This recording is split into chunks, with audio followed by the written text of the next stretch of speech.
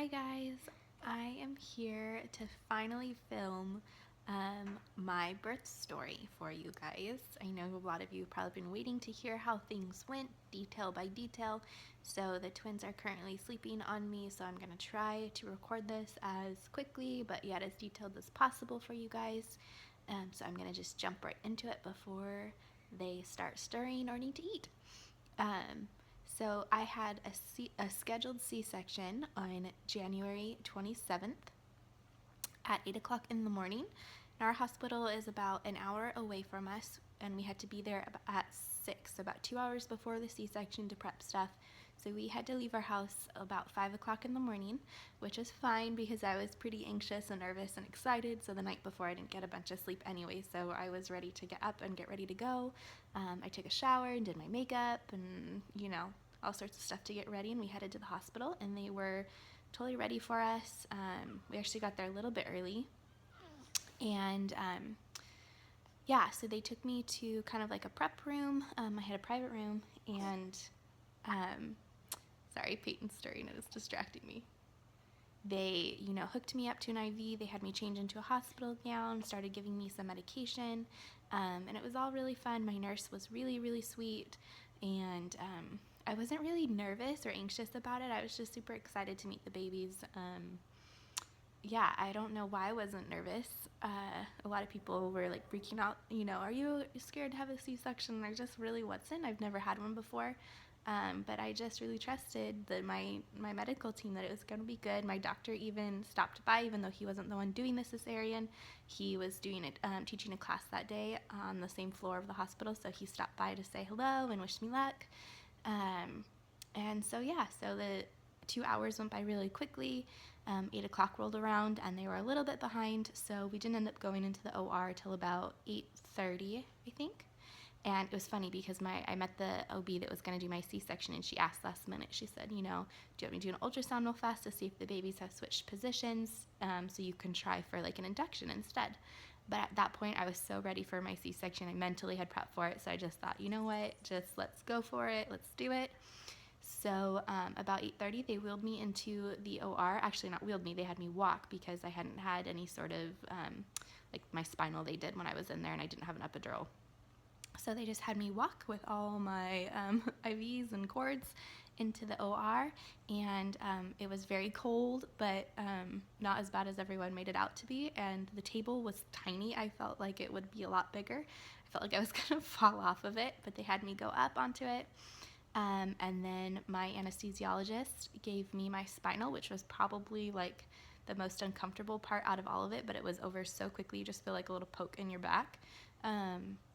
And then they had me lay down, and they started prepping everything. They put the drapes up, and once they were all ready to go, they brought in my husband, who sat right by my head, and he was allowed to bring a camera in to take some birth pictures, and they don't let the husbands get up anymore, so they actually had him hand the camera to a nurse to take some pictures once the babies were there, because they, I guess, have had too many husbands pass out in the OR from seeing their wife, so their rule was he had to sit right by my head the whole time. Which was fine. They got awesome pictures. But anyways, the only thing I was nervous about this whole C-section was that they would like start cutting into me and I would be able to feel it, which I guess is a pretty good thing to be concerned about. But the anesthesiologist had reassured me, if there's any pain or something that happens, it'll be 5 seconds and then they'll have me put under. So I figured, okay, 5 seconds, I can handle it. That's really fast. But nothing happened. It was a very weird sensation. I could feel pulling and tugging, and it was just strange. I don't know how to explain it. It wasn't painful. It didn't hurt. It didn't make me nauseous. Nothing like that. It was just weird to be numb but still feel stuff. It was just, I can't explain it other than that. You're numb but you can feel things. So at 9:01, baby A, Miss Peyton Faith, was born, and they put her little head over the drape for us. They lowered it so we could see her, and she was screaming, and I noticed right away how small she was. My last OB appointment, they had done an ultrasound, and he kept commenting on how big they were. So in my head, I was thinking 6-7 pound babies, because he kept saying, wow, they're big, they're going to be big for twins. But I was like, that's a small baby when they pulled her over. And sure enough, she was 5'11". She was really small, and so 5 pounds 11 ounces, and I believe 19 inches. And then a minute later, Hudson was born, baby B, and they did the same thing, dropped down the cloth, pulled him over so we could see, and he was even smaller and scrawnier, just teeny, teeny, tiny. We could tell right away. And he was 4 pounds 15 ounces, so just under 5 pounds, and he was 18 and a half inches. So a full pound, almost less than his sister, and just a little bit shorter. But unfortunately, because he was under 5 pounds, their hospital policy, even though he was breathing fine and screaming and crying, is that he goes to the NICU right away so that they can monitor him. So they let me see him very briefly in the OR, and it's hard because they bring them right up to your face. I felt like I couldn't see anything at all because they were just right there. But I did get to give him a little kiss, and then they sent him off. And then my husband went with Peyton to recovery while they finished stitching me up. And it did seem like it took a little bit of time once they left. I think I was probably there for another 15 minutes or so. But they finished me up, and I wasn't really nervous at all or scared or in pain, but I did start shaking. I don't know if it's your body like shivering or just in shock or what it was, but it was a weird feeling. But my anesthesiologist kind of brought over some heated blankets and put them all around my head, and once I had that, I felt a lot better. And so after the surgery was done, they wheeled me into recovery, and that was like like a triage almost set up. There was multiple beds in one room with different nurses to monitor you, and I think I was there for probably a little over an hour. And as soon as I got there, my husband was waiting with Peyton, and we got to do skin to skin, and she breastfed right away, latched on, amazing, and we got to breastfeed for like 45 minutes. And she's done great ever since then with breastfeeding. And they just monitored me, make sure my vitals were okay. A pediatrician came and checked on Peyton while I was there and gave me a little update on Hudson. And the whole time they were saying, oh, he's going to be out in about 4 hours. You'll see him today. It's not a big deal. He's fine. He's breathing fine. He doesn't need oxygen. So I was very optimistic and not worried about it at that point. And after that, they even, on our way to my room that I stayed in the rest of the time, they wheeled us through the NICU. I don't know how my nurse did it because I was in this huge bed, but I did get to see him and hold him finally just for about 5 minutes. And then we had to leave because we were taking up like the whole NICU. But he was sweet and tiny, but they had him already hooked up to everything, lots of cords. It was very hard to leave him at that point, knowing that I was going to go and spend so much time with Peyton but have to leave him there. It was really, really hard. But we left, and once again still reassured that he was totally fine and probably be there in our room with us very soon. So we went, and I was feeling great at that point. Honestly, I wasn't in any pain. The nurses were shocked because I got out by myself from my gurney that they wheeled me into my room, into my hospital bed. They were thinking I was going to need a lot more help, but I felt fine. And so the rest of the day we kind of just bonded with Peyton. We had some family come and visit and see her, and my husband took them to the NICU to visit. Unfortunately, our son was sick, so he did not get to come to the hospital the whole time because he had a cold, and I didn't want him to get the baby sick, and he's not even allowed in the NICU anyways. You have to be 18 to go visit in the NICU. But then we got an update on Hudson that he was not sucking at all. He had no sucking reflex, so anytime they tried to feed him a bottle or formula, he wouldn't drink. It just would fall out of his mouth because he didn't know how to suck and swallow. So unfortunately, they had to put a feeding tube in. It's called a gravage through his nose into his stomach, and they said they didn't know at that point how long he would be in the NICU because it's basically something that he had to learn. So at that point, I realized, things are going to be a little bit tougher than I thought, that I wasn't going to get my son with me in my room, and we didn't have an end date really of how long he would be gone. Was it going to be a couple hours? Was it going to be days? We didn't know. I really was not prepared for that, having babies at 38 plus 4 days. I thought that we would be in the clear, but we unfortunately, had to deal with a NICU stay. And I know it wasn't long compared to some women, but it was really hard for me emotionally. That night, the head nurse on labor and delivery came and was asking me how things were going. And she could tell I was really upset that I hadn't really seen Hudson for more than 10 minutes, all day since he was born. And so she actually was a NICU nurse before she got bumped up to more management position.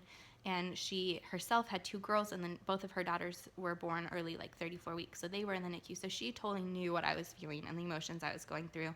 So because Hudson wasn't on any oxygen, she kind of went into the NICU and got permission to bring him to our room just for a short while so that I could do skin to skin and bond with him, because I hadn't got any of that yet.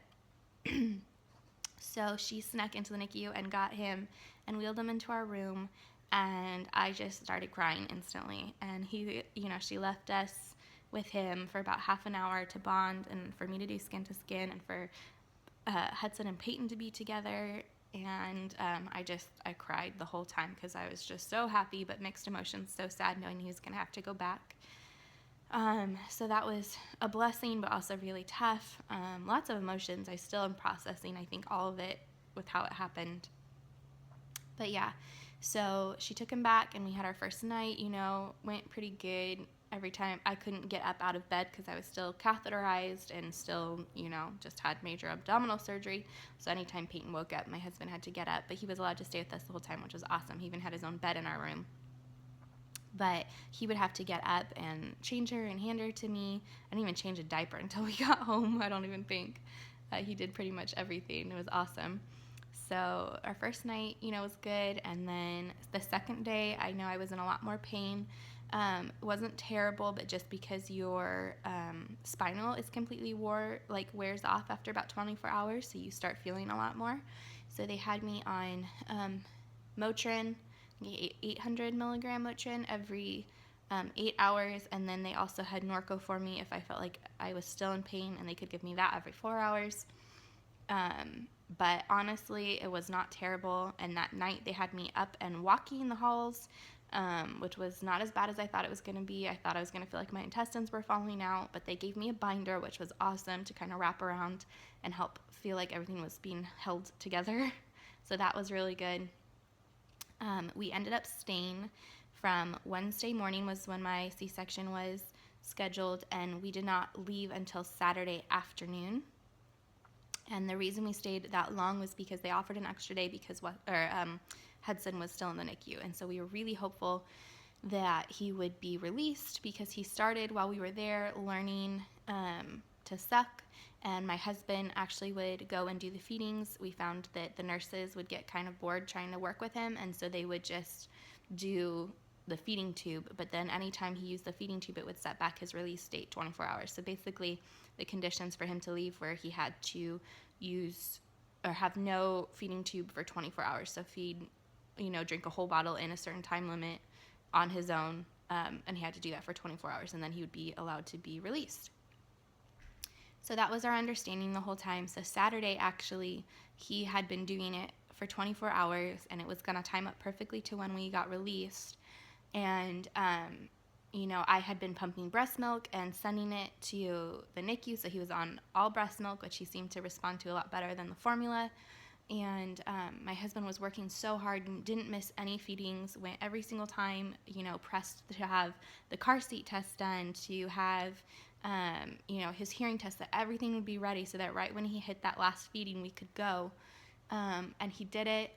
And then the pediatrician came out and was really, really rude and basically just said, I changed my mind and I don't feel comfortable with letting him go home yet. So my husband was like, why? This is not what you told us. What are your conditions? And he just was it was really I felt like a pride battle. Like, he felt like he had to just say it because he could say it. It was really dumb. None of the reasons even made sense. I know that he, as a doctor, had our child's best interest at mind, but at the same time, I just felt like it was totally unnecessary. And it was just really annoying. My poor husband, I've never seen him so upset in my life, my time I've been married to him. So he came back to my room to get Peyton and I, and we were discharged And we had to leave our baby boy in the hospital, and it was heartbreaking. I cried the whole way home. My husband cried, and he does not hardly ever cry. It was terrible to leave one of our babies there.